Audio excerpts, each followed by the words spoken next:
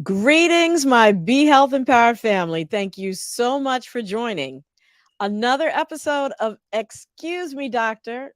My name, of course, is Dr. Melissa Clark. I am your host. You know, I love it when you call me Dr. Mel.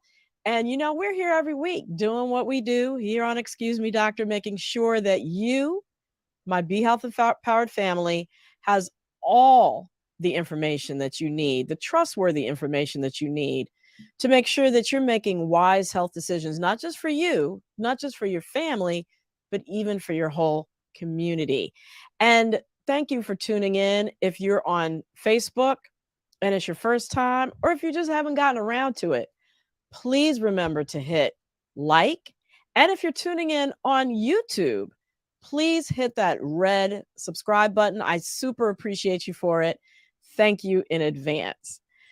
And of course, you know, we are here to make sure you get your questions answered. And so I would love also if you make sure you put your questions and your comments and your thoughts in the chat as we go through our weekly recap, as we go through the debunk that you tune in for every week. And of course, our topic for tonight's show and the wonderful guest. I know y'all are going to have questions. So make sure you start putting stuff in the chat as it comes to you, and we will get to it. And of course, in order to get to it, what do I need? I need my wonderful co-hosts, Miss Bria Good and Mr. Wayne Bruce, to join me on this wonderful week.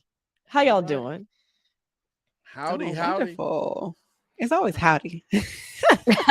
Dr. Mel was giving up some old hip hop phrases. I was like, Like what? Like what? Like, you sit back. I thought it was a hippity hop to the hip to the hop coming up, Dr. Mel. And you don't stop. And you don't stop. You know, with the music that'll make your body rock. Oh, watch out. Don't try me. Don't try me. I'll go there. Don't try me. There you go. There you go. Got to get our BDO symbol in there. Shout out to everybody watching us on Black Doctor. Hey, Check y'all. Come on. blackdoctor.org on Facebook and YouTube. And Dr. Melissa Clark on Facebook and YouTube. That's right. That's right. And shout out to everybody in Radio Land. Oh, That's yes. right. Hey, y'all. We happy to have everybody here. So look, absolutely. This show I'm excited about because it's what? It's about the holiday spirit. That's How did right. that happen? Whoa, I am so impressed with that. So cute.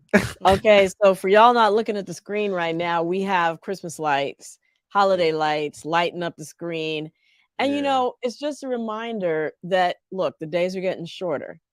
The sun is shining less. It's colder. And we are all more stressed because of the holidays, but we don't have to be, right? No. Even though we're spending more money, even though we might be missing loved ones who are either not here with us anymore, maybe because of a breakup, whatever the reason, we can still have joy during this holiday season. It doesn't have to stress us out. So we're going to talk tonight about how we can not just survive, but thrive during this holiday time. So I am like ready for it. We have an incredible guest.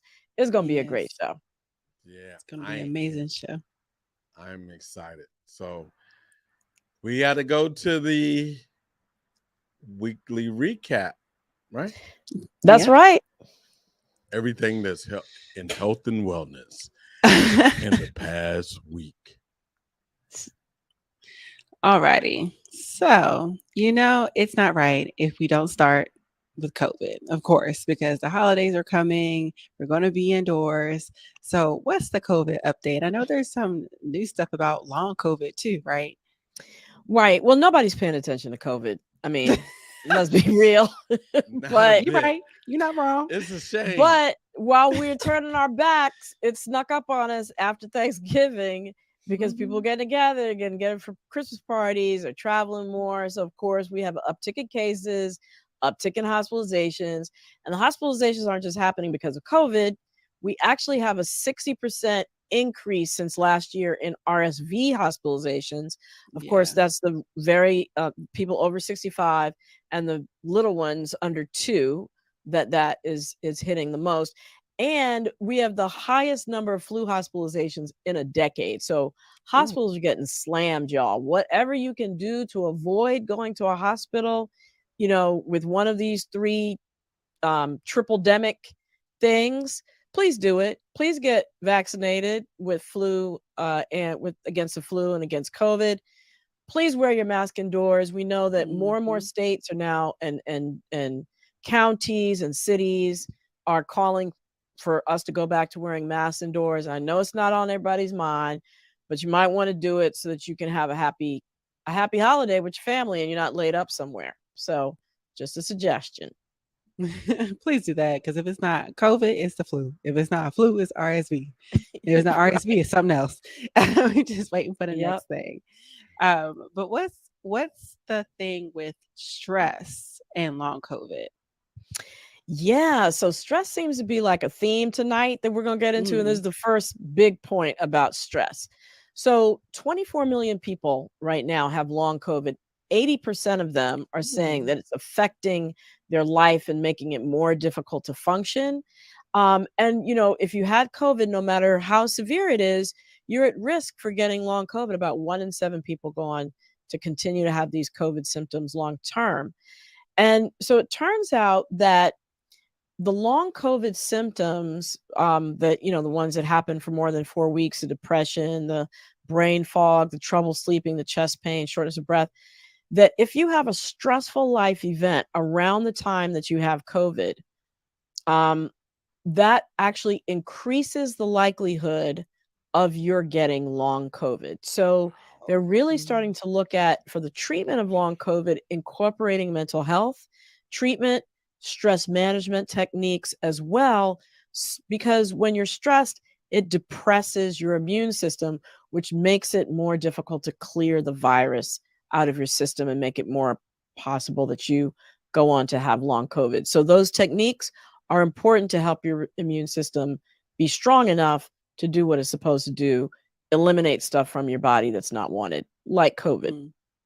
Look, stress is connected to everything. Yeah. Everything. Everything. Everything. Preach. Like, Come Yes, on, man. exactly. and have they figured out what happens if you get diagnosed with COVID more than once? Well, basically, there was this study in veterans, and it showed that for every infection of COVID that you get, it increases your chances of having complications, ending up in the Wow. hospital, dying, getting long COVID, and getting organ damage. So, again, you want to Oh wow. minimize the number of times that you have COVID, um, and getting vaccinated will help that. And if you do get sick and you're in a high risk group, get Paxlovid prescribed, that 5-day medication that you can take to cut down on the risks of complications from COVID. Wow. Y'all heard it every There week. you have it. All right. So, what else we got in a recap? So look, Dr. Mel, I looked at this common joint pain treatment may worsen your joints, and it was relevant because in the northeast and parts of the northwest, cold weather usually, the old folks, which I'm growing into, usually say, my knee, I know it's gonna be I know it's gonna be cold because my knees are hurt. It's about Right. to Or rain. rain. My Right. Or about author, to rain. right, or it's about to rain because my author is messing up when they were talking about arthritis. This is true. So tell us what's going on with joint pain and joint pain treatments. Yeah. So, osteoarthritis, which is what you're talking about, is that wear and tear kind of arthritis that people get. Mm-hmm, Um, and it causes pain and stiffness. mm-hmm, And more than 32 million people suffer from it. Mainly comes up in your hands, your knees, and your hips. There's Mm. no cure, but a lot of people know you get that steroid shot in your joints, and that's supposed to help. Well, two small studies showed that on average, knee arthritis gets worse quicker when you get steroid shots. So even though it gives you some temporary relief, it actually leads to some linkage with the cartilage breaking down faster. Maybe it's because you feel better and so you do more stuff, or maybe it's because the medication itself is accelerating the cartilage Mm. damage. They don't really know, but based on this, if you have arthritis and you're going to a specialist, talk to them about what the different alternatives are, because there are other options other than steroid injections. That should be the very last resort. Right.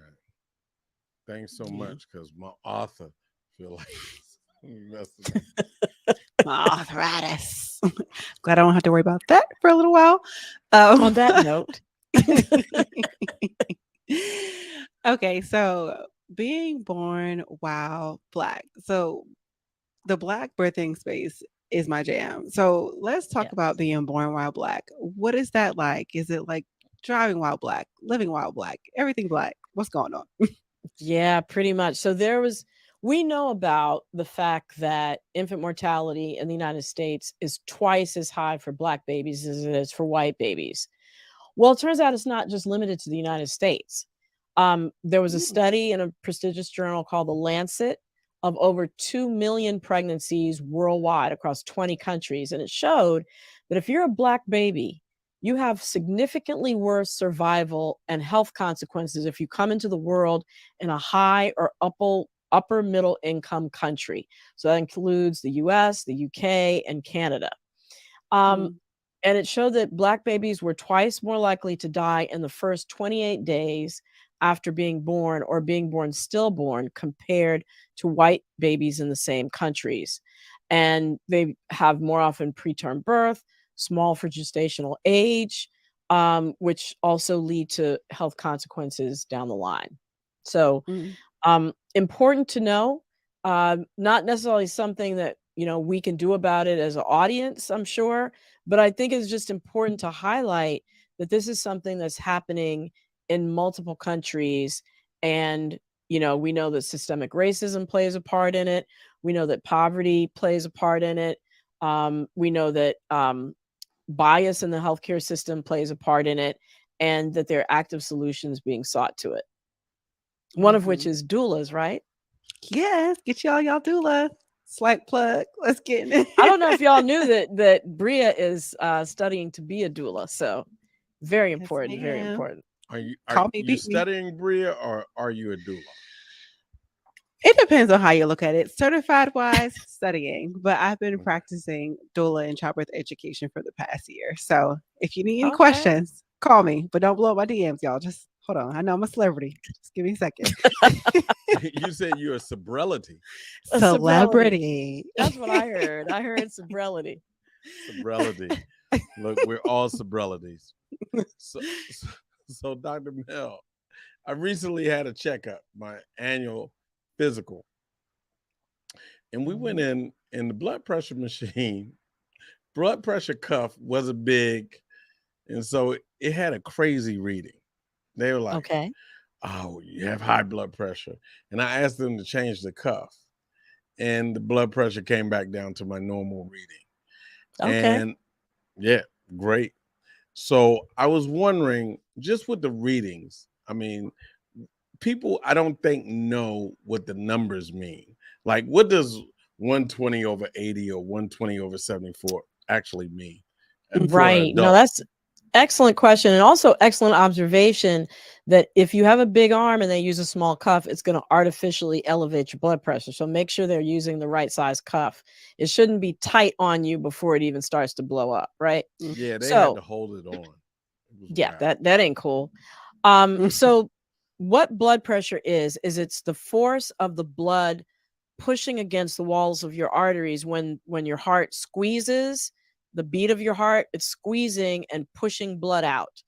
And so that's the top number, is when it's pushing blood out. When it's relaxing and accepting blood back in before the next squeeze, that's the bottom number. So that's the pressure that's in your system during each of those events. Um, Now, the higher the number, 120 over 80 is a Mm, normal blood pressure. Anything from 100 over 60 to 120 over 80 is normal. But the higher the number above 120 over 80, that means that that's an abnormal pressure that is being exerted on your arteries. So you're going to get wear and tear over time. For every 20 milligrams of mercury, so that's the unit, or mhm. for that top number, and every 10 milligrams of mercury for the bottom number, it increases your risk. It doubles actually your risk of heart attack and stroke if you're over 40. So, these increases in blood pressure happen slowly over time. You'd never even notice it. So that's why high blood pressure is called the silent killer, because you might have this heightened blood pressure and not even really know about it. Mhm. Thank you Wow, for that's breaking cool. that down. So, what criteria did doctors have for even starting somebody on medicine? Great question. So you first have to have 2 or more readings that are high on 2 separate visits to the doctor, because they want to just make sure that this is an actual thing and not what they call white coat hypertension, which means you're nervous and anxious, and so it makes your blood pressure go up when you go to the doctor. So at least 2 readings. And then the criteria to start on medicine is if you're over 130, up between 130 and 139 on the top number, or 80 to 89 on the bottom number, your doctor will say you need to change your lifestyle, and we'll go into what that means. They may or may not start you on medicine, but if you're over 140 over 90, if you're above that, either on the bottom or the top number, they will definitely start you on medicine. So those lifestyle changes, y'all know what some of them are, right? Yeah, We talk not about them showing every up week. at the doctor's office with a half smoke in your mouth. Eating right, getting your Not, exercise. not showing up with a pork chop and Yeah. riding a scooter. Just Yeah, that's yeah. Well, definitely quit the half smoke and quit smoking. right. Yeah. And then I think I heard Bria say exercise. Losing 10% of your body weight if you're obese, that's a place to start. And then getting checked for sleep apnea. A lot of people don't realize that, but if you're a snorer, you should get, or if you have a new diagnosis of high blood pressure or a new diagnosis of diabetes, you should get checked for sleep apnea, because that will worsen. That actually might be the reason why you have high blood pressure. Wow. You want to limit your salt intake, 1.5 grams a day, no more than that. Limit your alcohol intake. Alcohol actually increases high blood pressure. And then, of course, what's the theme for the night? Managing the Mental. Managing the stressors stress. in your life. Right. So that's it. That's Oh, great. great recap, y'all. All You right. know what time it is. What exactly what time is it? It's time. The weekly debunk. Stopping misinformation in its tracks. So All righty. go ahead, Bree. Oh, all right. Perfect. So the Twitter finger family keeps getting bigger somehow, some way. And Tasha, texted me saying, my doctor keeps talking to me about some daggone flu shot, but I know it gives you the flu, so I'm not worrying about it. That don't sound about right. Don't know about that. Excuse me, Dr. Mill. Is that true? Of course it's not. Every time, every time this time of year comes around, there's, misinformation that gets circulated about the flu vaccine, that it gives you the flu.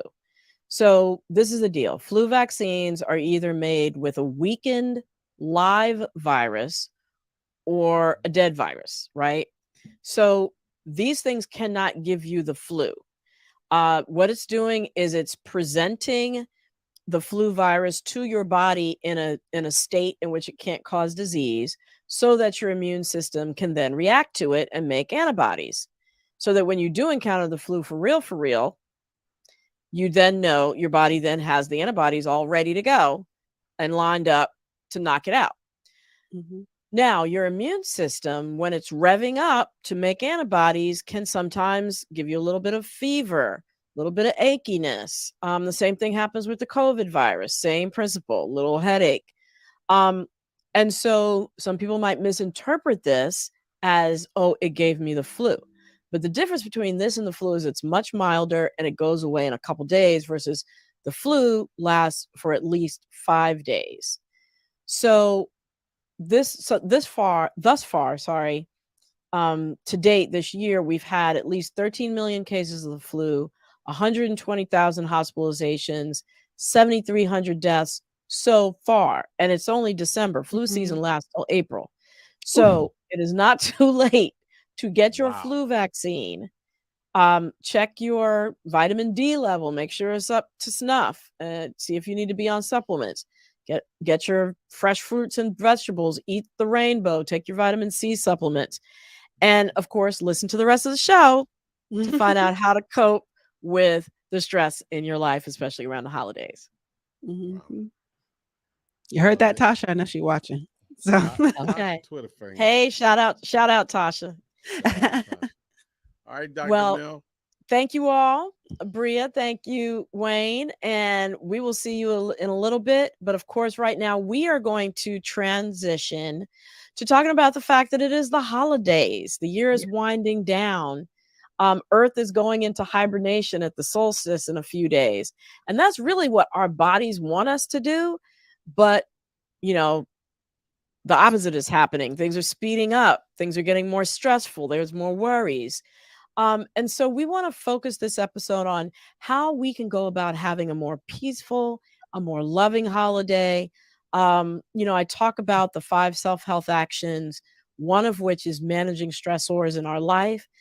And I list it last because it's really, I think, the most important because stress has such profound effects on our body. So I have an incredible guest joining us tonight who's going to help us with strategies for not just surviving the holidays, but actually thriving during the holidays. Her name is Dr. Sherri Simpson Broadwater, also known as Dr. Sherri. She is double board certified, and she is a teen, adult, and child psychiatrist who specializes in helping women and their families transform frustration and chaos into health, wealth, joy, and safety.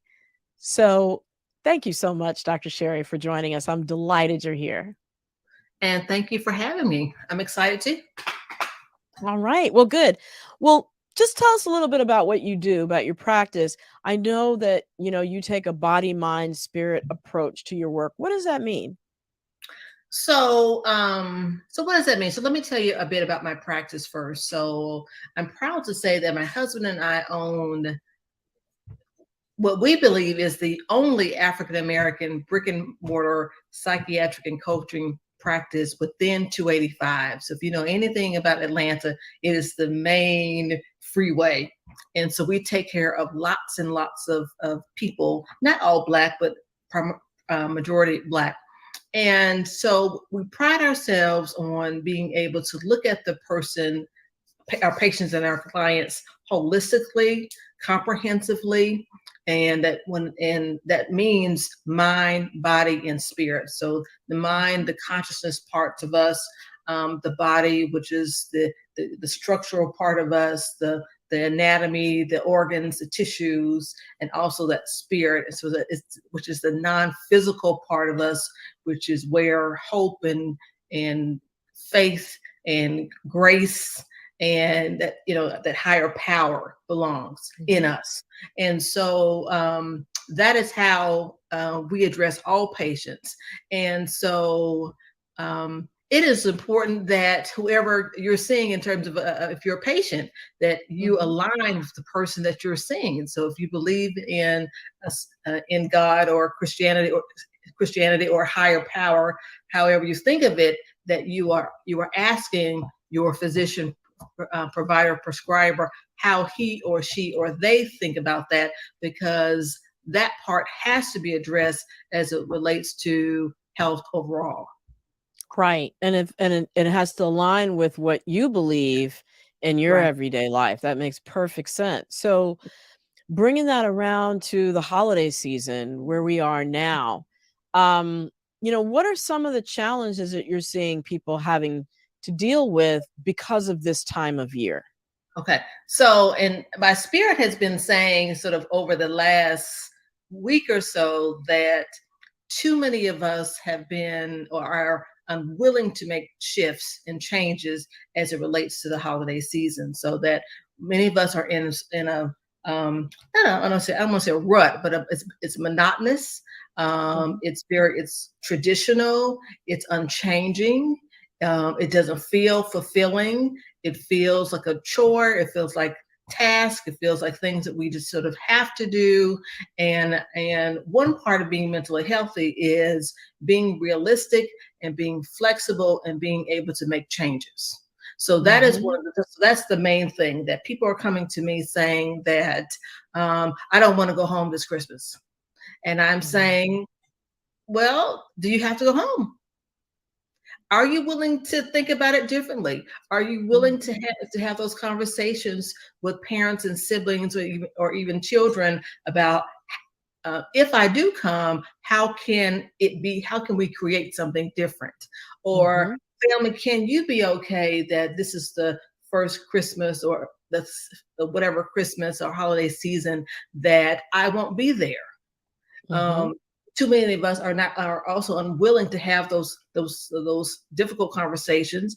Too many of us are not not in the habit of having those hard and difficult and complicated conversations. So because this issue with Christmas is just another example of the issue in the relationship, and so then it just festers. It just sort of piles over, and then the next holiday or the next issue, the same issue comes up. So those are the main two issues. And also the financial part of it is that, this expectation that's either, that's externally driven, internally created, whatever society, also driven, that we have to spend a certain amount of money in order for the holidays to feel a certain way. So dealing with everybody's expectations Right. around how much money you're going to spend, right? Absolutely. But I want to go back to that first part, having difficult conversations, because not all of us are skilled in doing that. How do you have a difficult conversation with a family member or a loved one about expectations around the holiday? Well, I think first we have to reflect on your wheelhouse and being able to have hard conversations. So let's be honest. If you struggle with that, then you may want to seek some help to help you do that. Okay. If you are able to have complex conversations, I would, if we haven't had it, I probably would write the details out of what you want to say. I would suggest that you practice it. Two pathways. Are you a feeler? Are you a thinker? Are you a feeler or you're a thinker? If you are a thinker, oftentimes that means that people they're too direct, they're too blunt, it's too straightforward. So they've got to practice talking about their feelings. I feel overwhelmed. I feel sad. I feel disappointed. I would like to feel better if, and what if could look like. Okay. So, but if you're a feeler, that means that I feel so sad. I feel so upset. I feel so lonely. And it's so over because the content is so packed with feelings. What is actually going on in terms of the details and what you actually need don't get across to the other person. So practice with that, and also role play. But this also means that you have emotionally healthy people in your life to be able to have these conversations with, to practice with. Right. And before you go ahead, especially if you know that this is going to be a hot topic and it's going to really be upsetting to the other person. Sure. No, those are excellent strategies. Because, a lot of people are like, well, I know how to have hard conversations, but they're really talking about arguing. And the idea is not to turn it into an argument or go into it feeling confrontational, but really more from a problem solving and a communication of, being as one, communicating, right? So, what are some signs, that, like we talked about in the beginning, so many things that overwhelm, sometimes people are dealing with the loss of a loved one that happened around a holiday, or this first holiday not being with a loved one, or perhaps because they died, or perhaps a breakup, or perhaps illness. What are some of the signs that you individually might not be handling the stressors around the holiday well? Well, a few of the signs are that if we're chronically not sleeping, And what does that look like? Most adults need between 6 and 8 hours of sleep. So if we're chronically sleeping less than that or even more than that, and we really don't feel rested, and we can't, and our typical means of being able to shake it don't help. Another one is that we're also eating differently, that we find ourselves, we're sort of snacking and sort of grazing, or our commitment to healthy eating is less. And again, we're not able to make changes that we typically would. So, and then another one is anxiety, worry. What does anxiety look? Anxiety looks different anxiety looks different to different people. Okay, it just does. And so for some people, it is rumination. So I'm ruminating. I'm going, what if, what did I do?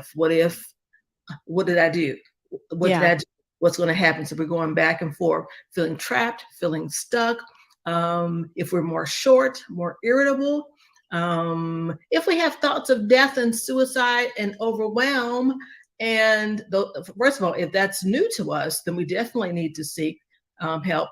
If those things are chronic and we find that they are more intense and we're thinking about them more frequently, those are indications that we need some additional support. And another thing is also how we're managing alcohol, drug use, food, sex, shopping, all those things that give you all quick things, fix, quick high, but aren't really lasting. Right. So when you do see those things, what should you do? The first thing I would do is, and I have a little bit of a cough, I apologize. The first thing I would do is ask for help. Reach out for help. And hopefully, because we are emotionally healthy people, and let me go over the definition about what it means to be mentally healthy, is that we are realistic, we are flexible, we have a variety of relationships that are fulfilling and nurturing, we have a variety of activities that are also fulfilling, we have a self-care regimen. That means that we have healthy body and wellness habits. We have a variety of coping skills. We have a variety of problem-solving skills and help-seeking skills. And also that we have a positive identity and that we can manage our thoughts and feelings and beliefs and responses appropriately. Okay, so that's just what it means. So the first thing I would do is reach out to my emotionally healthy support and let them know how I am feeling. Let them know how you're feeling. Let them know what your triggers are. So my triggers are, let's say that if you haven't heard from me, and well, this is something that's for your loved one to be thinking of as it relates to you. If you haven't heard from me in 3 days, and you know that's atypical, I need you to check in on me. Right. This is an overwhelming time for me. I need you to initiate contact, some kind of face-to-face contact with me at least once a week. Are you willing to do that? Are you willing? This is to the friend. Are you willing to hold me accountable to being healthy this week and during the next few weeks? That means talking about healthy sleeping, talking about hydration and appetite, talking about how I'm coping and dealing with stress and problem solving. Am I getting out? Have I cleaned up my home? Have I bathed? Those are the kinds of really in-depth questions that really need to be asked. Another thing that we can do if people don't have support is talk to your primary care physician or provider. It is critical that we do that. There are also a variety of online sites where people can seek help. There's Headspace, there's Talkspace, but this is not the time to problem solve alone, because one of my favorite phrases that I copyrighted, I think myself, I created this, which is, it is very difficult to work on your own mind in your mind by yourself. Mm, We can right. we can assume that we can turn it around, but Right. we're using our own counsel, so it is unlikely that we will if we haven't been able to up to this point. Right. So it's basically you can't use the same tools that got you to the place where you are to get you out of it. Exactly. Sometimes you need that mirror, sometimes you need to reach out, get the help that you need, and there's also the new 988 number, right? Yes, Um, yes, the new yes. national 988 number that you can call. It's like a crisis hotline for anything having to do with mental health or substance abuse. So there's also that as well. Um, so, family stress obviously is one of the things that is really high. Having to get together, we kind of talked about that in the middle, in the beginning. Having to get together with family at the holidays that you might love, but might not like. So, what are some of the tools that people can use as they get together with family to cope in those kinds of maybe some dysfunctional environments? Well, one of the things that again we can do is we can decide not to go. You can decide Right. not to go. You can decide that I want to do something different. You may, but you will have to reconcile what that will mean to you and to others. But you can Hmm. decide not to go. Okay. You can also decide how long you stay. Hmm. You can also be problem solve and use your voice and say, "Hey, what else can I am feeling this with our Christmas tradition to the host Mhm. or to others. What are your thoughts? What are your feelings? Has anyone else felt like this? Is there space to create something different um, for not just me, but for our family? Is this Mhm, a time to create some different, not time, but can we create some different traditions and a different experience? But mhm, it does require that we use our voice to make those things happen.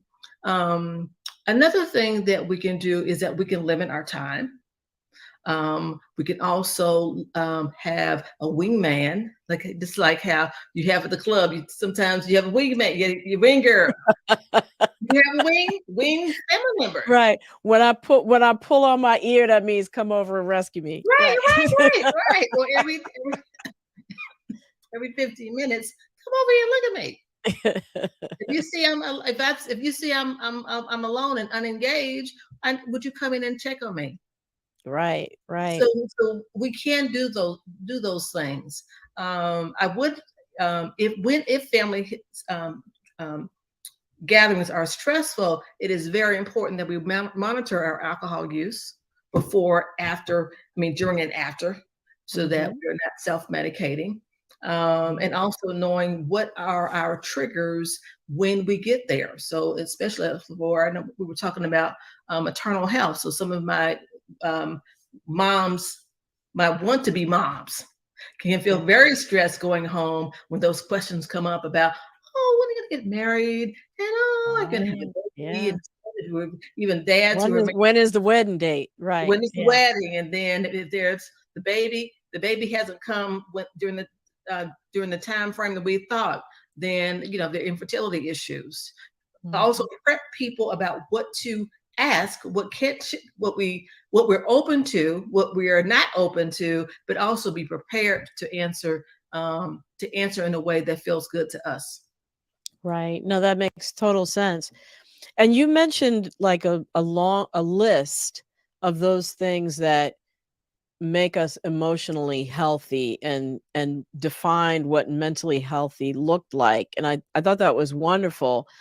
The flip side of it is when we're not handling the stressors in our life well, that these things can have actual physical effects on our body. And I differentiate between stressors and stress because they're different, right?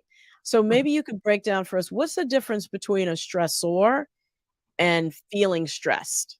Okay, so the stressor is the actual life event that is happening to us. So that is typically, so I'm sorry, we're trying to get my charger together, so we apologize. The stressors are, death, divorce, and even marriage. Marriage is a stress. Marriage is a wedding is a stressor because it does evoke positive and negative feelings, nervousness, anxiety, worry, overwhelm, financial obligations, illness, job stress. So again, the stresses are the actual life examples, and the stress are the physical and mental and psychological ways that we are affected by the stressors. Mm-hmm. And so it is important to know what are stressors to me, and how do I manage my stress? Like when I am stressed, how does that show up? For me personally, it shows up in I graze. I gave that example earlier. I graze. I can be grazing all day. What else does it look like in terms of just behaviors? I know for me, I get irritable. Irritable. Some folks, it could be psychosomatic, so they could be headaches, stomach aches, pain. Sometimes people can feel like they're, chest pressure. Some people can feel dizzy. So there are a variety of ways that stress can show up in our lives. Mm-hmm. So it's really important, I think, one of the things I heard you say is to know yourself and know, number one, that not every stressor stresses people out. I like to give the example of people riding on a roller coaster. Some people are having a great time. Some people are terrified. Some people, might be on their cell phone. They're just totally not affected by it. So different stressors affect people different ways. So you have to know what stressors affect you, what the signs are that you're being affected, so that you can do those emotionally healthy things, which I thought was a great list of things that you can do when you recognize that happening in yourself. So, you know what? I have a ton more questions for you, but it is time to bring Bria and Wayne back to see what's going on in the chat, to see if we have any questions from folks. Bria and Wayne, are you there? Hey, okay, Yeah, there you we go. There you go. And what are you seeing in our chat from our Be Health Empowered family? Yeah. Do you want me to go first, or Yes. you want to go first? Go, Bria. Okay. So the first question is, how do we handle friends and family who don't want to talk about mental health? Good question. How do we handle friends and family Who don't want to talk about mental health? Who don't want to? That's a tough one, because we can't force people to talk about what they don't want to talk about. We do get to set parameters, limits, boundaries around what we say, how we say it, how to engage, how frequently engage, and how we will be engaged by them. You get to decide that, because if people are not ready, unwilling, don't have capacity to be well, then that will impact you. And you get to decide if that's the energy that you want in your space. And how I think about it, you have the closest space, that's that closest support of friendship and family that's healthy. And then you have the second tier, and then you have the third tier. And just because people are family biologically, that doesn't mean that they deserve entry and deserve to be maintained in that closest space to us, because they don't. And that is very difficult. I have quite a few patients who, some have been able to make this shift to, I'm going to Tanya's house, or I'm going to Natalie's house for the holidays for my friends and coworkers. And I'm choosing to be enveloped by their families and be loved. I do have other patients who find it very difficult. They cannot shift to, this is my family. I don't feel loved. I don't feel supported. I'm supposed to feel like that, and cannot accept how love is showing up differently for them. Mm-hmm. So that speaks to that flexibility that you mentioned at the beginning. It reminds me of a phrase, the last time the dinosaurs met, they voted not to change. Life is just about change and being about flexibility, right? It sure is. Correct. And also, and let me say back to that one, the person who made that as a question, that if it's multiple people who are unwilling to change, then that probably also deserves some deeper exploration on the person's part. So I have a variety of family members who have been unwilling to change. And as an adult person, it is highly likely that I have recreated that in my friendship space. That's a good point. This is just based on just attachment, sort of that stuff that happens when we're kids. It happens. We're here. Parents are here. We internalize it. At some point, we recreate it. Mm-hmm. So there may be some additional work that's needed to shore that friendship issue up. And I think probably to have insight to that, you probably need to talk to a professional at some level to help you get insight into that. Absolutely. What else we have out there?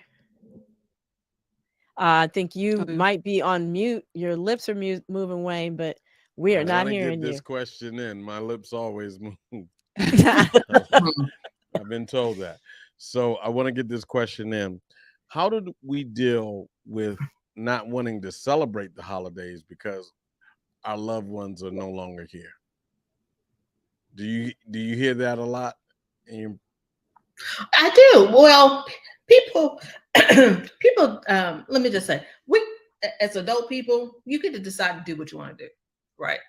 If the people in your life are not here, and the Christmas and Thanksgiving or whatever day was most special because you shared it with them, and you choose not to do that, that is absolutely okay.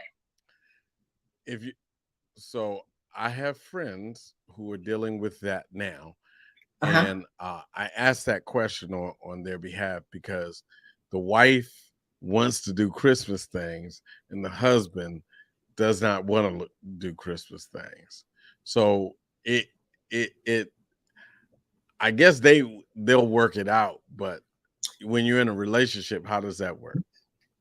Well, excuse me, Christmas things, does that mean nothing for 25 days? Visiting family, going through presents, they don't want to do any of it. That's a tough one. And in exchange, but is it that they would choose to withdraw, shut down, and sulk? Yes. Okay, but then that's where the issue is. So the conversation is, I would ask, babe, are you depressed? I love you. I think you're depressed. Because one of the clinical signs of major depression, and major depression is 5 symptoms that only have to occur over 2 weeks, which is sadness or disinterest in those things that typically have provided me joy. Mm. So that's where you may not ask it. It depends on the nature of you all's relationship, but I would, if talking to the wife, if she doesn't feel comfortable, and I would definitely implore her, asking, is he willing to go talk to his primary care physician about how he's doing? And that is the inability to receive joy, create joy, likely depression, worry, overwhelm, helplessness, worthlessness, probably changes in sleep, changes in appetite, changes in eating, energy, and concentration. You only need 5 symptoms, more days than not, for 2 weeks in order to have a diagnosis of a major depressive disorder. Wow. And there's, well, talking to your primary care physician about it, but also, you mentioned tapping into that network, because some people don't feel comfortable talking to a physician about it. Although that is the first choice, but some people might talk to their minister first, Absolutely. or Absolutely. other options. And then there's always the benefits, obviously, of going to a physician is, other than talking about it, there's also medication that can be used to treat depression, and there should be no stigma around that, because it's like any other disease, diabetes, heart problems, whatever, that needs treatment. Yeah. And remember, let's go over this again. Well, not again, let me make sure I say this too. Now, first line treatment for a clinical, most clinical anxiety disorders and clinical depressive disorders is not medication. Mhm. All right. It is psychotherapy. It is talk therapy. It's talking it out and learning skills so that I feel better. And Right. after that point, but it's also based on the severity.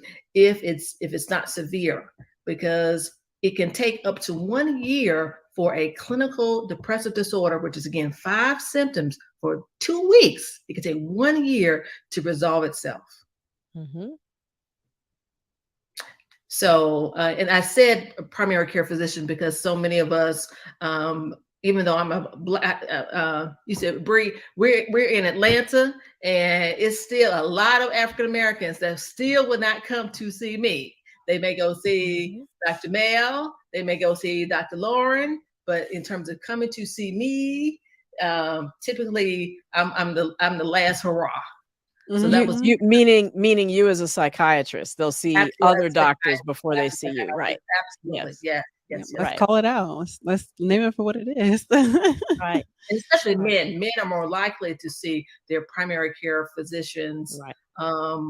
first. And I think that the Black men specifically, well, I shouldn't say Black men because I don't know any data, but I try to get my Black men to go see Black male physicians, because I think that really helps to just sort of traverse just a lot of issues, and can get you all help sooner than going to a woman physician. For some, not all, but for some. Right. Absolutely. And I thank you for bringing that point up, that psychotherapy, that talk therapy is the first line. I brought up medications because sometimes they are prescribed and people are resistant because they Right. feel that makes them, quote unquote, crazy. And Yes. so stigma attached to that whole process of treatment, I think sometimes, makes people not want to address it. So helping to sort of destigmatize it, I think, is really, really important. Yeah. What else are you seeing out there in the chat?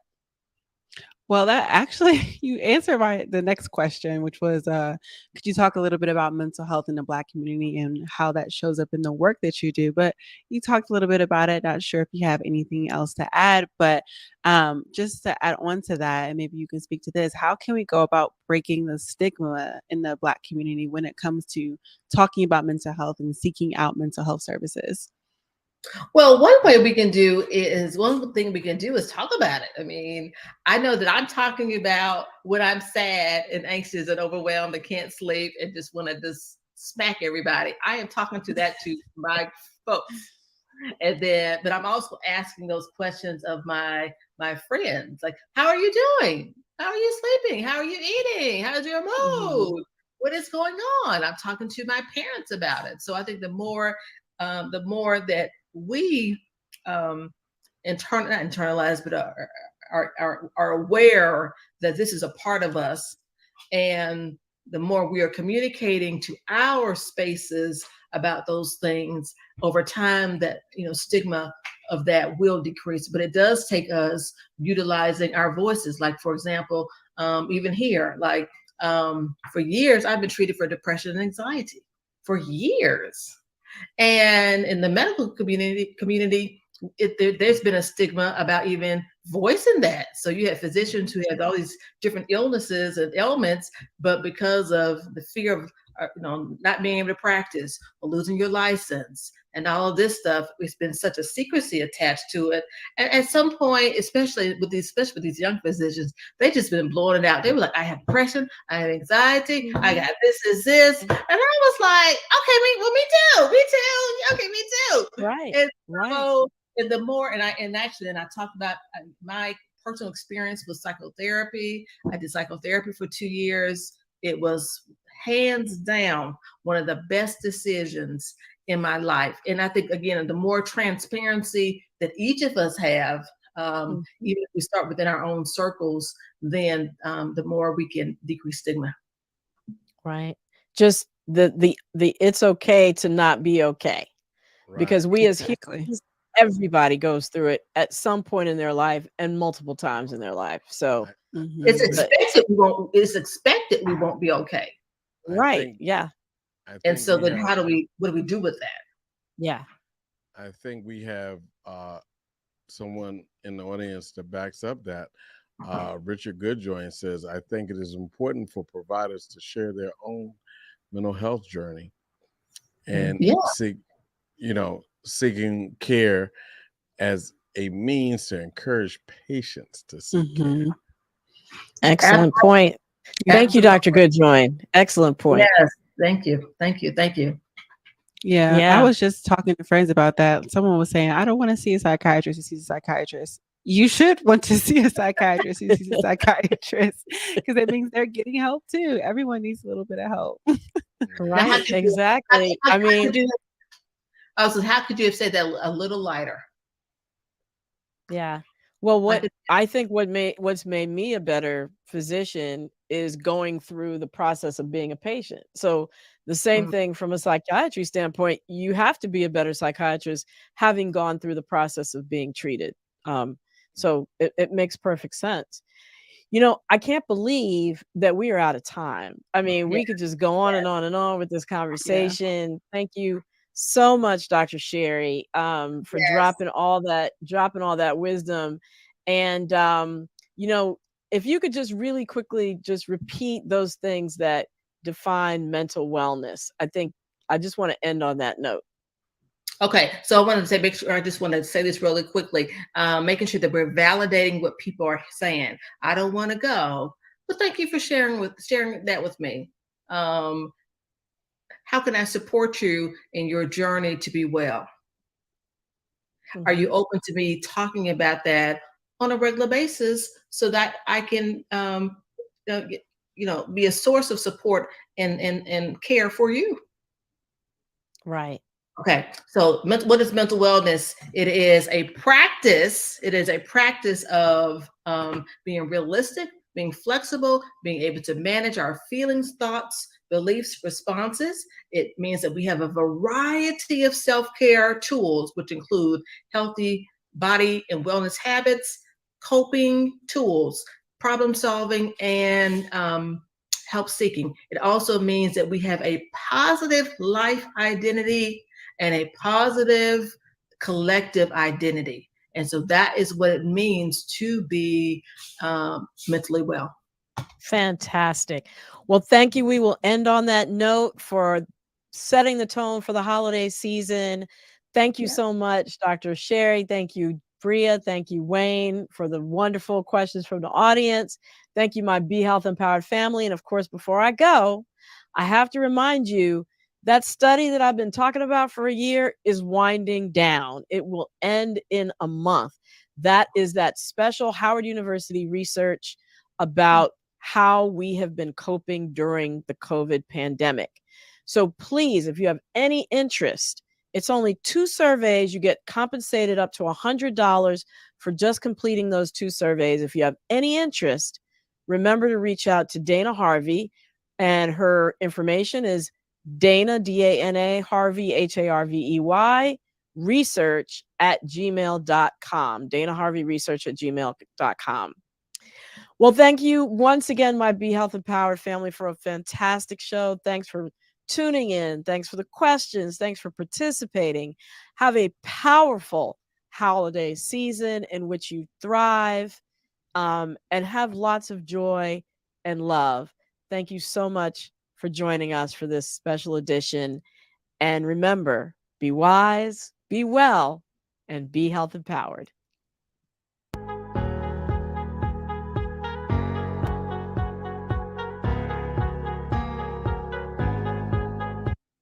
So I guess I should thank the Robinsons. They invited me. They still don't know. I hooked up with Dave 3 days ago. He'll start coughing tomorrow. And I bet in 10 days he'll be on a ventilator. Now his wife, she's not vaccinated because she thinks it'll prevent her from being pregnant. But what they don't know is that I can decrease sperm count. Sorry, Dave. Good luck with that.